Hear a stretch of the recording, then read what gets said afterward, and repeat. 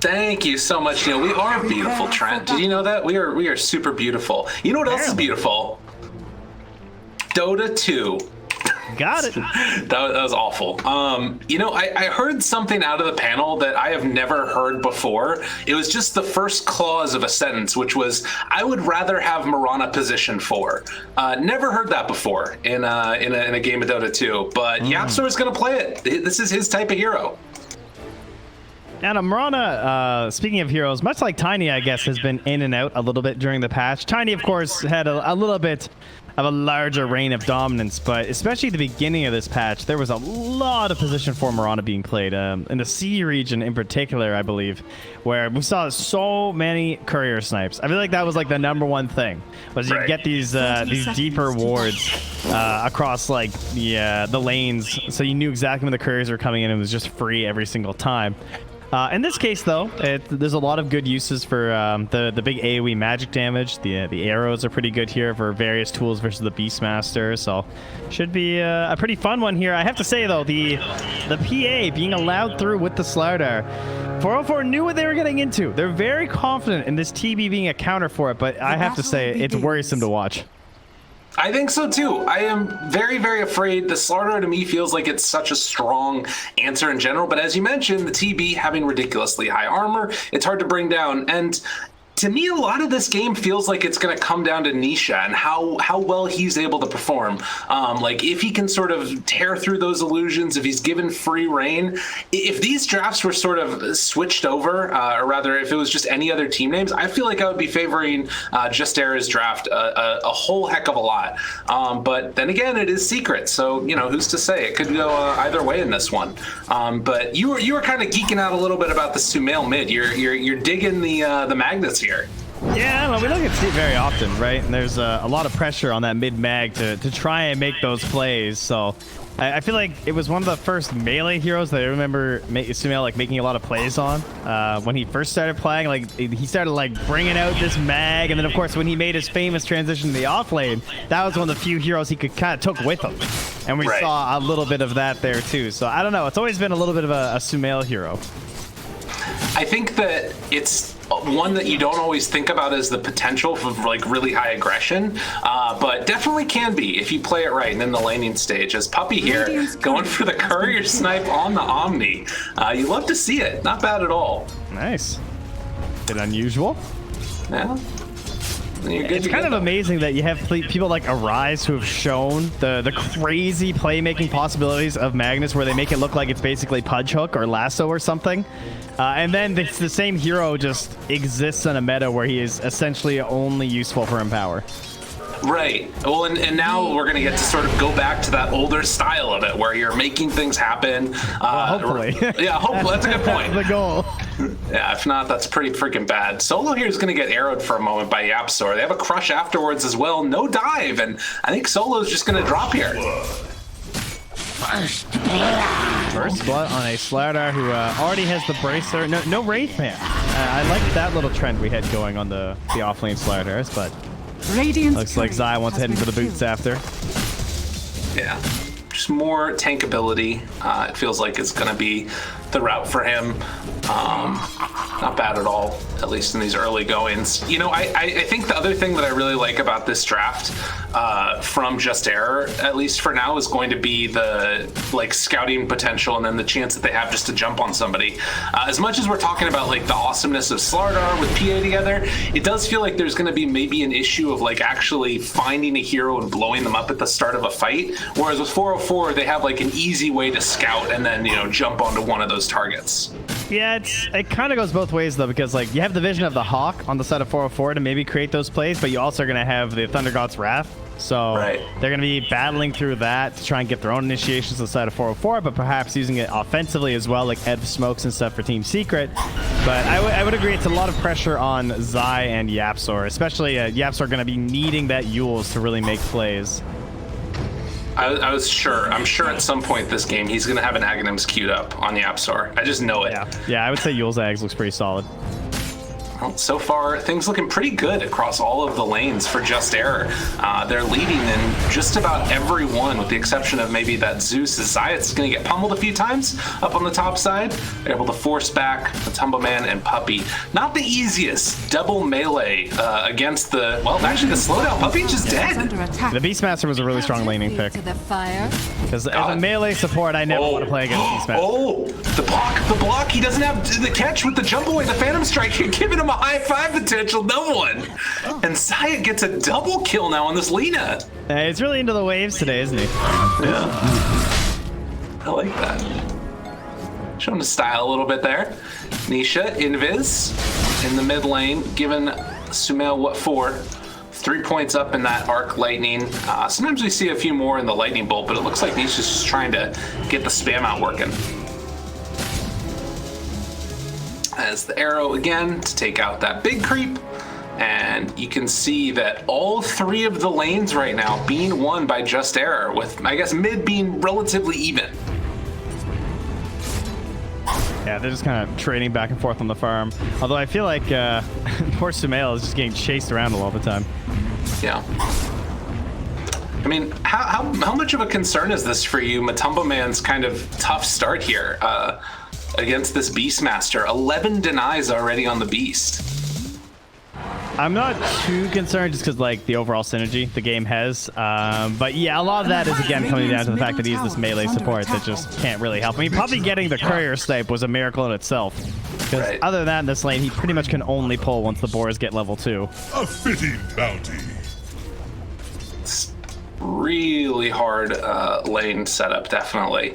And Lina now also having boots means she can just move that much more freely around and harass. In that case, though, I would say they were probably expecting it. So, again, it kind of comes back to this concept of, like, Yapzor and Zai just needing to do a hell of a lot in this match. So, if the lanes end up just being, like, even after 10 minutes or so, I would say that feels pretty good for 404. As long as they don't, like, get over-aggressive. Kind of like how S4 was describing, how it felt like they tried to do too much. I could see this being a game where if you try and do too much as 404, you kind of, like, chuck away a lead that you build with, like, one bad RP or misskewer or something. Right. Yeah, you can definitely throw that one away super quickly, and that overextension, suddenly it's going to get punished really hard afterwards as they're getting around. Yeah, nice plays up top here. They managed to, like, pull the waves to the side, and they keep the catapult alive as the next wave comes through. They're holding this for as long as they can, but... And this is normally that point where the Mirana would come over, rotate, kill the catapult off. The fact that that's not happening, so much more damage is going to be dealt to this tower. As Zayat can even tank through a couple of times. The boar is there afterwards. They got another wave coming in. Looks like they're going to lose it here, though. A little unfortunate. If they could have tanked a couple more shots, that would have been big.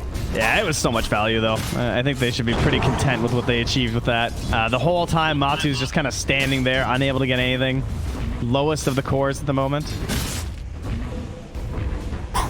Mid lane, though, this is that rotation not happening up top. It's Yapzor coming to the mid, and he just takes the range creep.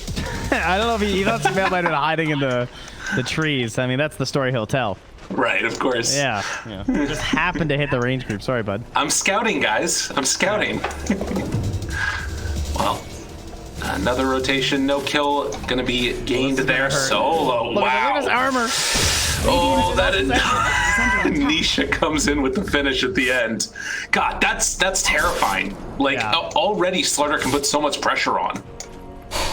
But that's what happens. It's crazy that was under tower, and it was that brutal. Right.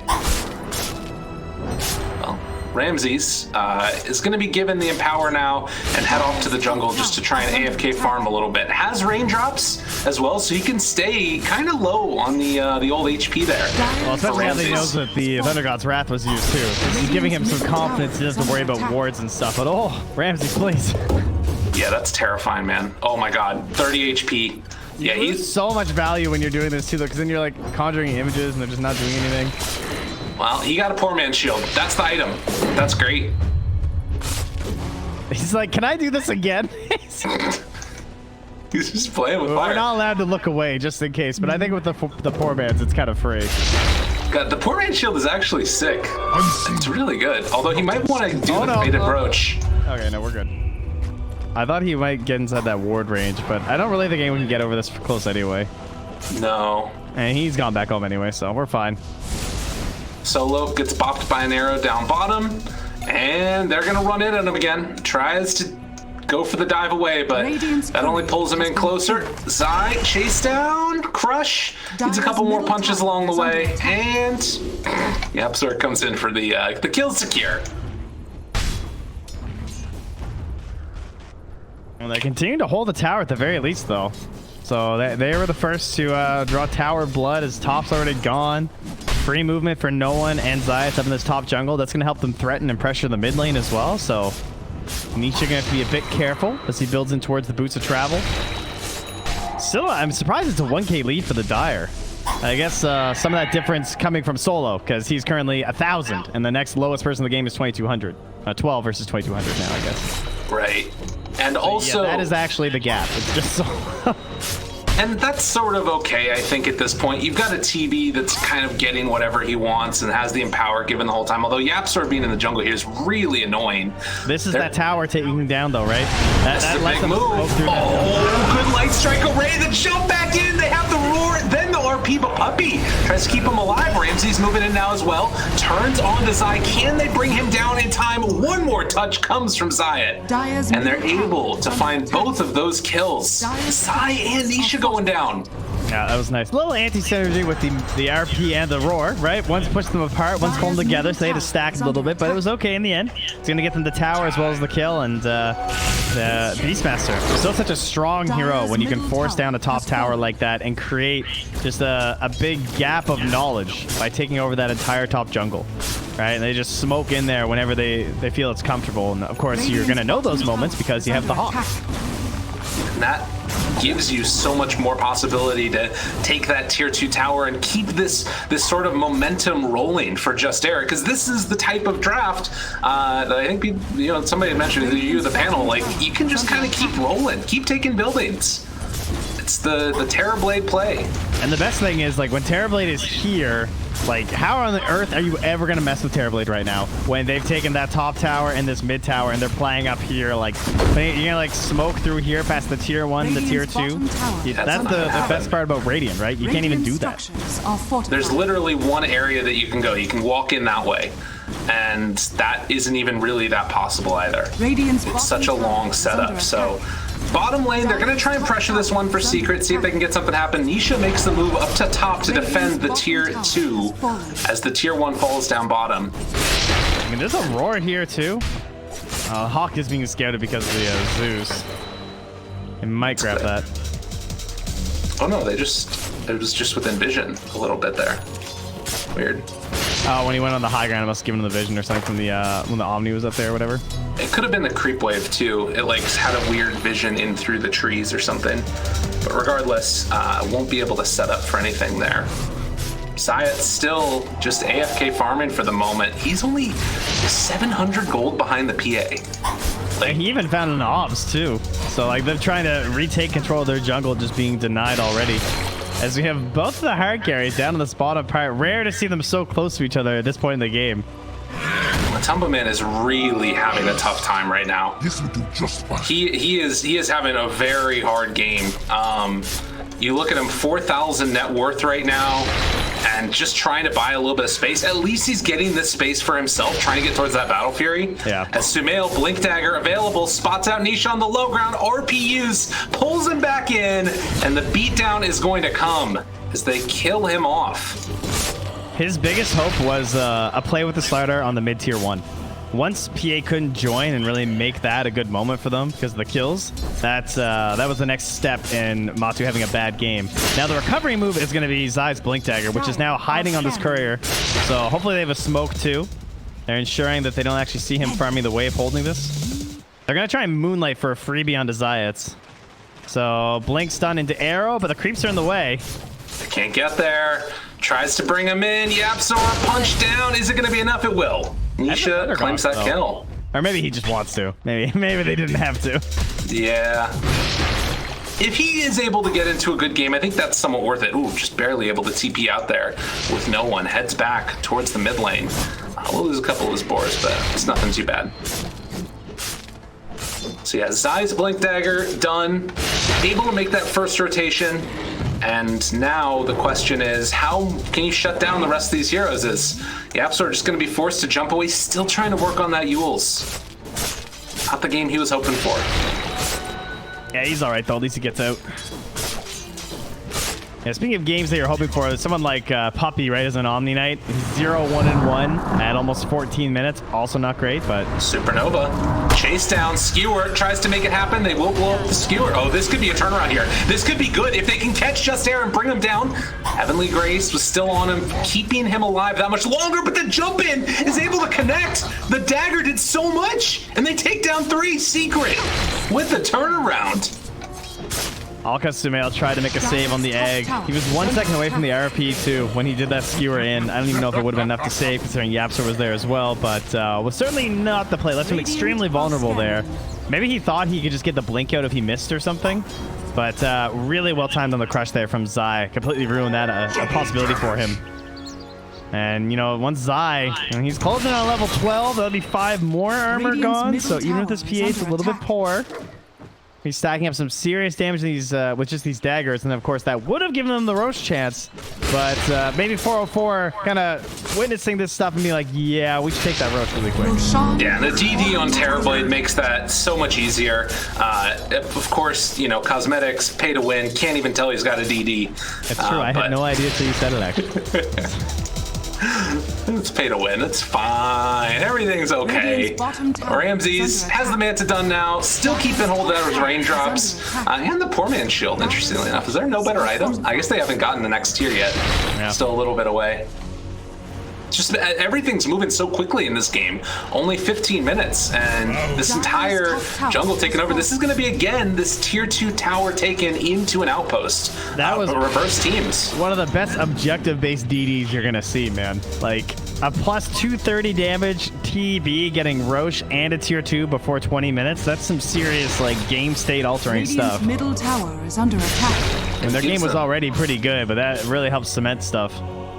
Unfortunately, they can't even commit for the mid, though. Right, you're talking about Secret. Yeah, I'm surprised that, like, despite them, like, taking Roche and taking the top tier 2 inside of 404, they're still unable to utilize that wave mid and get the tower down. Dire's top tower is under attack. With this catapult down bottom, it's just too scary trying to fight into that Aegis as well, so they can't try and pressure that and take the Radiant outpost. Nisha does. Ooh. He got the battle period by 16 minutes thanks to those kills. Now has a double stack of Ancients that he's clearing out too. Game is being recovered. That's big. That's really, really big. They need this. And, you know, you have this Arcane Rune now on Zeus. They're making a move. The big jump here catches on the Zai. It's crush afterwards. Supernova already down. Zai thought about going on it. Thinks better. The Roar's going to connect now. Now in a little bit of trouble. Heavenly Grace on the Zai, though. And now no one in a ton of trouble. This is again Arcane Rune Zeus. But Sumail jumps in. Can they catch him? Nisha's able to walk away. GA afterwards. What a safe puppy. Playing out of control on this Omni Knight as they're going to find Sumail as well. What a turnaround from Secret. Radiant structures are fortified. Oh man, a little bit. I don't know. It's so simple the way it starts off, right? All of these plays of just like jumping in and crushing. Like a triple kill down bottom, and now another 3 kills in the mid lane here too. They make it look so simple whenever they just want to like turn it on with one jump in there from Zai. And chucking out the egg, but not able to force them to like really commit for that part of it by drawing the fight back closer to the rest of Team Secret, firing out of the fog like that. Not a whole lot you can do there as 404.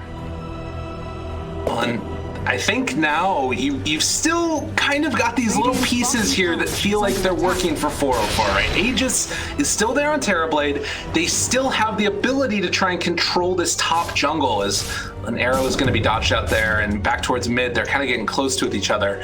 It kind of feels like Ramses is going to need to be this saving grace. And I like this ward though, by the way, that they're walking past. They now know that everyone's rotating down to this bottom fight. You see it like hidden away in the camp up there. Right. Sees where Zai is camping right now too. And Ramses making the move. Matumbaman's over there as well. Reflection showing where the rest of Secret is, and Secret's going to back out for now. at least somewhat. Zai's still in the area. I mean, the ward saved them, but it didn't give them that turnaround potential, and that's kind of stuff they really need right now. Whoa. Catching him right at the start and the arrow follow-up. It's too good. He talked about it. The Slardar and the Mirana combo. And now it's even easier with the Aghanims too, right? That's like backup from Nisha too for the longer stun. You might even see, like, if you see Sumail go for an RP onto someone who's not Nisha too, when he's gonna try and be opting for the skewer, you might see the Nimbus come out as well. That could be a nice way to do it. Yeah, quick jump in save would be really nice. Speaking of jump and save, Matumba revealed. Reflections there, gets critted by himself. Meanwhile, Thunder God's Wrath, Light Strike Array going to land, blow him up. That's a great way for this fight to start. Yeah, doesn't you have don't want to take buyback. this. There's still ages on Secret. Ramses. They have vision. They got everything. Supernova down. Arrow's going to connect, though. And that should buy enough space for everybody else to get out, I think. Puppy might be in trouble as he's chased down. Does have Heavenly Grace. Now they can't chase anymore. But yeah, he's going for the greed. He's not going to stop by for an Aether or anything like that on Puppy with these one fights. And his only death being the one at the start of the game. He's going to get himself to a Blink Dagger. Dire's bottom tower is under attack. What a game. And, you know, GA is oftentimes, to me, I feel like, not even a super important part of Omni Knight's game because, like, the range is so low and it's hard to position properly, and oftentimes, like, you get jumped at the start of the fight. But in this game, like you said, him getting into this Blink Dagger, it's going to be kind of game-changing if they can make it happen. It's a TB and a Beastmaster and a Magnus. There's so much physical damage coming out. Between attack speed auras and empowers and just Terrorblade, crafting illusions, just slaying into you. It's a very good game for the Omni Knight. It's kind of funny how early he was picked and how good of a game it turned out to be. And, It's I mean, crazy. It was essentially an offensive Omni Knight with the way it was chosen, right? Like this idea of like, yeah, we're gonna have Amplify and we're gonna have Heavenly Grace so that whoever our carry is can just go nuts. When honestly, like, I think it's made the difference in some of these early engagements too, just how good that is on Zai. It makes it so he can actually jump in and make stuff happen. 50% status resistance, gets a bonus like 500 HP with 28 strength or whatever. Imagine if he stacks it with the Aghanims that Zai's Yeah. And that's gonna be gross. It's gonna be insane. You won't even be wanting to like roar him. There'd be no point. Yeah, he's just come right out of it immediately. Yeah. Well, no one, again, gonna pressure up here top. Rest of his team a little bit behind. Needs to be careful. He's gonna try and take this outpost post 20 minutes. And this sets up for a Roche fight, which is likely gonna happen in about 2 minutes here. Maybe a little bit more than that, depending on the timing. Another smoke up from Team Secret as they try and start something out with Zai once more, but there's actually no one down here on the side of 404. They've all migrated to the north. Look at that, 11 minutes faster than average, that Blink Dagger on Omni Knight. Not many people have been buying it, but it looks really freaking good. Radiant's Just needs to be careful about not blinking in a little bit too aggressively and getting, possibly caught there by Sumail. He kind of needs to save it, it feels like, in a way. Jump in. Oh my god. That is instant. That was rather rapid, that death. Radiant's bottom tower is under attack. Oh, here we go. Zayat, though. Physical damage too. Like, jeez. 750 physical damage and you're not even using the corrosive.